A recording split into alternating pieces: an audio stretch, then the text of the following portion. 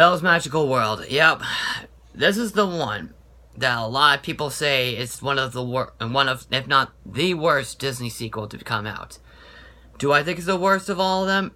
I can easily say it's one of them, because there's one Disney sequel, and oh yeah, one Disney sequel that we'll get to later on this month, and boy, do I have a big rant about this for that movie that's coming out. But this is also a rant as well. So, Belle's Magical World sucks. I'm sorry to say this, but it sucks. Why? Well, we have 5 stories. In the original video cassette, there was like at least a few or more. Like there was at least like a few stories, and then in the DVD release, they added another story. Or I say there was like 3 in the last film, in the video cassette, and then in the DVD, there's 4 of them. So the first story is about Belle on the beach and who's gonna be apologizing first. Is then Pointless. Is the story where Lumiere is in love with the feather duster character Fifi, voiced by Cass Soucy, or Susie, whatever you call her, or Painful. Well, the story where Mrs. Potts feels left out, also Pointless, and Stupid. And the last story is about Belle trying to take care of a bird, and then, and of course, Pointless. Oh my god, this is just a dumb movie. I mean, it's just a dumb movie. So that's pretty much what I have to say about the stories.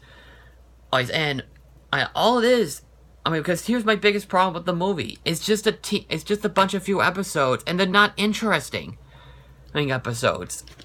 I don't care if they do something like that, as long as they make it better, or well, as long as they can make it good. And this is just terrible. And oh my god, it's just so boring and not needed. And the animation itself is just very cheap. I will give credit on that. That they try to make it look like the Beauty and the Beast characters, and some of the character animation is nice, but it just feels cheap. Like it's just more of a TV show than an actual freaking movie. And it doesn't feel like a movie as well. So yeah, and the worst thing about one of the stories, it was the Lumiere story, where Fifi is like trying to fall in love with Lumiere. Oh man, was that painful! And the character herself is just annoying. Thank God, it's not like a theatrical film, because it'd be extremely pointless, and it would have been one of the worst theatrical releases and one of the biggest mistakes that Disney has made. Well, I could say this is actually what's the best way to describe this movie. Well, this so-called movie. But